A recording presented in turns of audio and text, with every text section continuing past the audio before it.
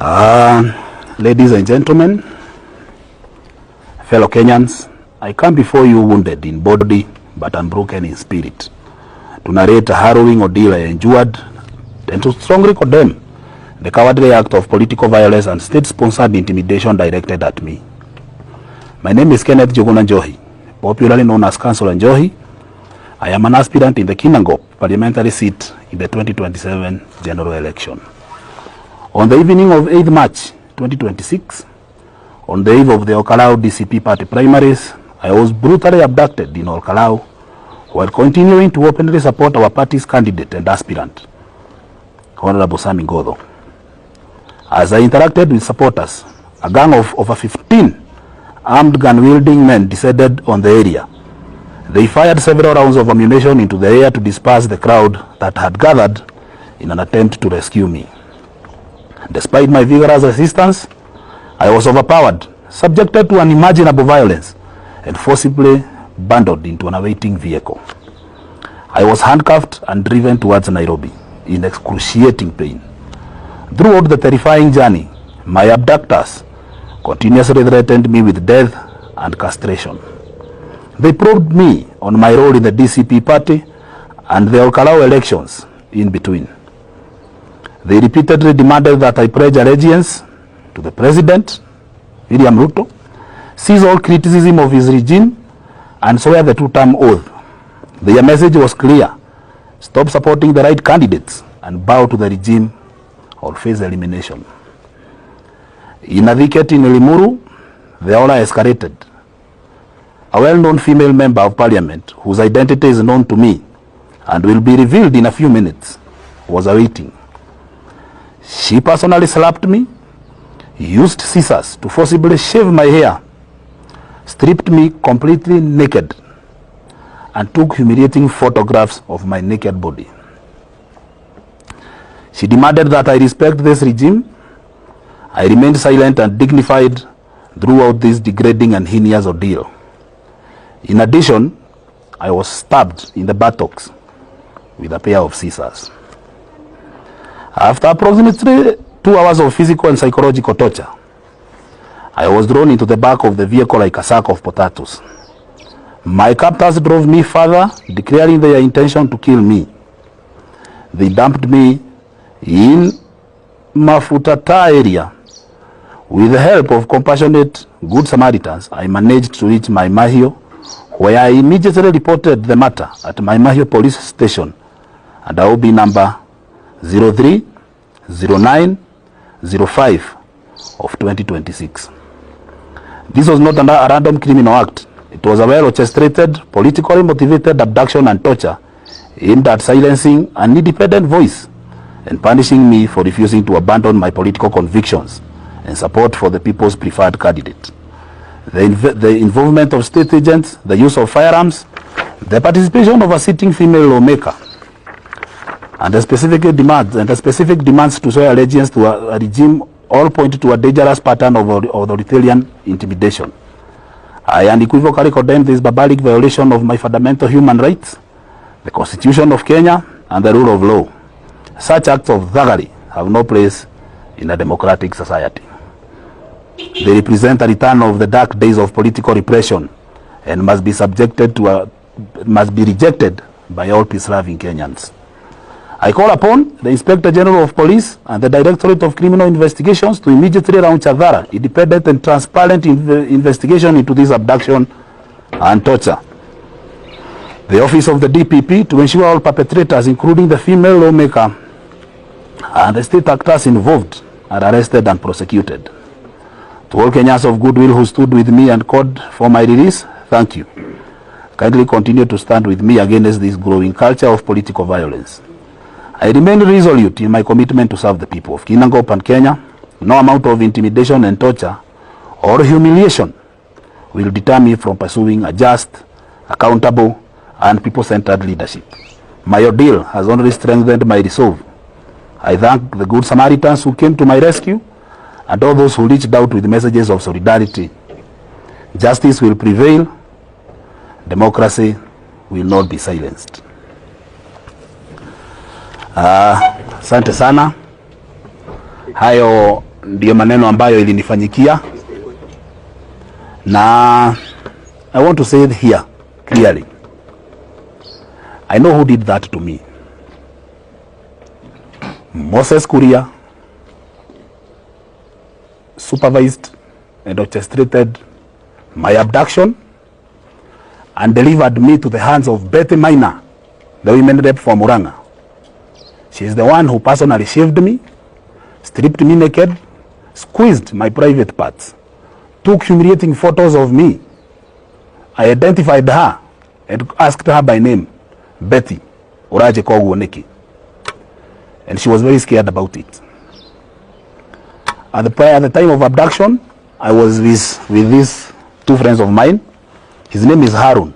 He was our driver for the day. And here is Crossed, a friend of mine whom we go way back. We were abducted at around 7:02 in the evening. We were just driving around Olkarau town. However, after my recollections of the events of the day and the previous day, I have come to realize that I actually survived the abductions almost some 20 hours earlier. On Thursday, at around 11:45, I remember that evening we had dinner with Shaban Geshohe, Wamboi Nyoto, a friend of mine by the name Garoya from Gatondo North, JJ Morege. We had dinner on Thursday evening and left a Nyamachoma eatery joint called Makuti at around 11:45. Then my friend, this guy here, his name is Joroge, and I and Garuya and another guy by the name Ben decided to shift to a different location and have one more beer for the road. However, I decided to enter a hotel in town called 818 and say hi to a friend and have a small talk.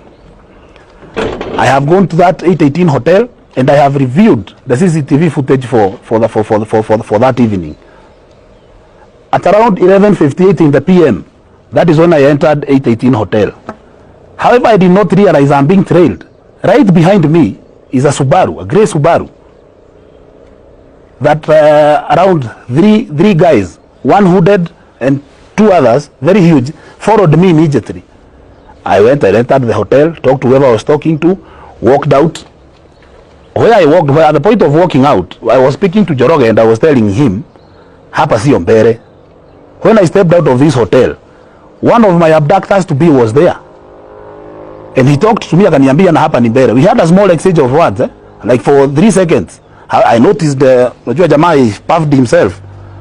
Nikajua hapa, au jamaa kona maneno. Now, because me, I never wanted to confront anyone, I just walked out. Outside the gate of that hotel, I found the OCS for Karau, Madam Oirimo, and some officers there, about 6 or so officers, and a Land Cruiser there, standing outside the gate. And the OCS stopped me. And she asked, Johi, mbona unapiga kelele? I told her, mimi sijapiga kelele, ni huyu jamaa ako hapa, amesema hapa sio mbele. Na mimi nikamwambia ni kweli hapa sio mbele, maneno itatendeka vile tunataka sababu hapa ni nyumbani. I noticed these officers wenye wako na huyu OCS wameanza kupanuka kidogo like they want to surround me. Now at this point it's me, Joroge and a friend of mine called Ben. So mimi nikachomoka nikajipea shughuli. Unknown to me, as this is going on, Moses Kuria is walking out of this hotel. Now I have seen the CCTV footage, all of it. Moses Kuria is walking out of this hotel together with my to-be abductors, one of the hooded guys, and everyone else. I've seen their faces. They came to the OCS and confronted her. Actually, they're asking her, why, how comes I have escaped that dragnet? Then they exchanged words for some time. A civilian who was standing by and who heard everything that was being said there actually told them, sasa mnauliza Johi nini na ananga ubaya na mtu. The guy was crowbarred senselessly by the cops. So Moses Kuria amesimama hapo supervising, and the OCS ameweka tu mkono kwa mfuko and her cops. Maskari wake wako hapo. They never did a thing to rescue this guy. Another one was beaten. This is the footage, I have seen it. All of it, it's there. So when I entered a neighboring club there, these guys never pursued me into that club. However, Moses Kuria called me at 12:46 in the AM. He called me at 12:46 in the AM and asked me, Joe, kwani uko wapi? Kamwambia mimi waziri niko hapa chini tu mahali hapa hapo mahali yuko niko hapa chini. And he told me, asikuja tupige story hapa. I told her, Moses, I cannot come to you. Wewe kuja mahali niko. Akakata simu. Sisi tukacharaza vitu zangu na ule jamaa and went home. Hii majamaa wa Subaru, they had 2 Subarus. The camera inaonyesha vizuri, they left the scene at around 11:30. So the next day, they trailed me the entire day. And in fact, I think kitu inaitwa dhamiri ya mtu. I told Crossed at some point, na hii my conscience, na hii gari yangu nimeacha pale, sitaikujia hiyo gari italala hapo. There is this guy and this guy, na wanatuongelesha na zile story wanatupea, they don't make sense. Wanaweza kutuambia hey, naona ground mko sawa, lakini huko pande ya Gorika huko muangalie. I look, mimi nikiangalia hao majamaa hivi, I told Cross, these guys are not friendly people. Those guys were standing near my car the whole day. I have reviewed CCTV footages of 3 establishments around the 818 hotel, the car wash, and another club there, and 818. On the day of my abduction, the to-be abductors had trailed us to a place called Rolie.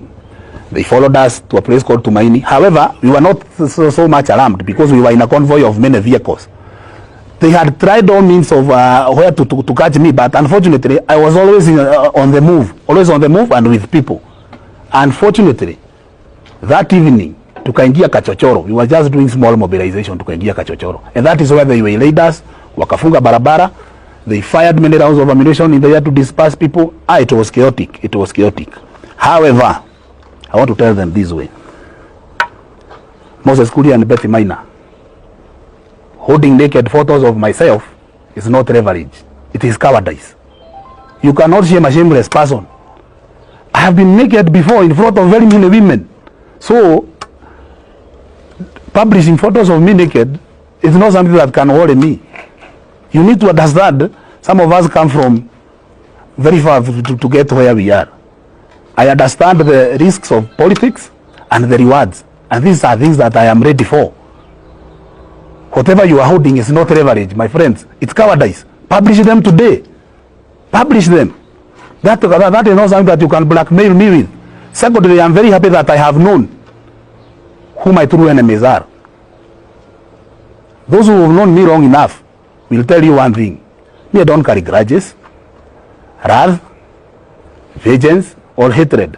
I believe these are very heavy burdens to carry in one's heart. Mimi huwanga mtu roho safi sana. However, on this case, it's very exceptional. I know my enemies by name, and I'll carry I'm ready to carry this wrath to the last sunset of me on this earth. I know you by name, Moses Kuria and Maina. And I'm very grateful for this new state-sponsored hairstyle. You can see it, the way it looks. I'm not going to shave it. I will wear it proudly, like a golden diadem.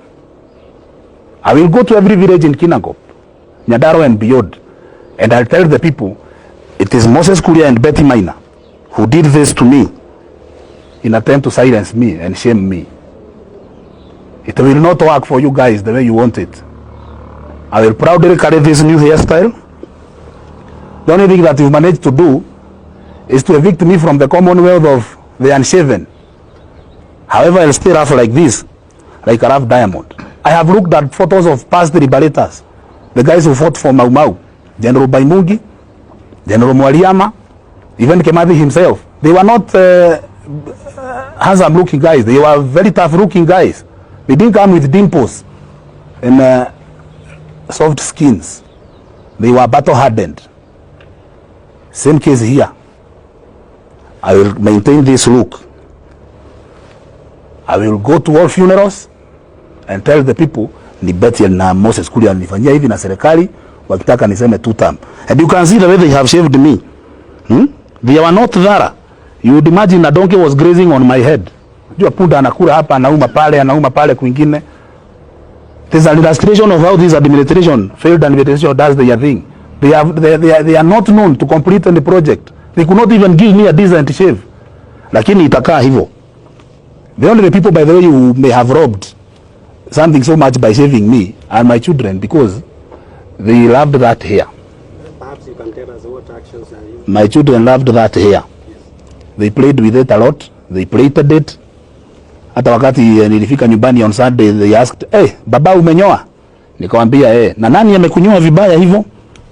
I looked them in the eye, I told them, Niruto ameninyoa. This is administration. He's the one who has donated power, veto power, to reckless humans. Donating power to Moses Kuria and Maina is like handing a gun to a baboon. This is some of the people who are getting an animal that can shoot recklessly and anyhow. But anyway, I'm fine with it. As for the police and the criminal justice system, I have very little faith in it and whether they actually do anything. Those who have followed me long enough, you know very well I'm not very religious. There are many ways of seeking justice, and the unconventional ones are actually the best. I'll carry the burden in my heart. I will seek alternative justice resolution mechanisms, dispute resolution mechanisms, and I pray to God that He gives me a long life and keeps those characters alive for long. Tutakuwa tu na wao hapa. Thank you. I don't think I have anything else to add apart from saying I'm grateful to my friends and colleagues in the struggle. I'm grateful to Honorable Rigathi Gachagua, our party leader. He came through very well. Him and his team took care of the taxi that drove me from the bushes to my Mahio and sorted out the medical bill. Grateful to our comrades in the struggle, Senator Medho, Wanjiku Mohea, Senator Murango.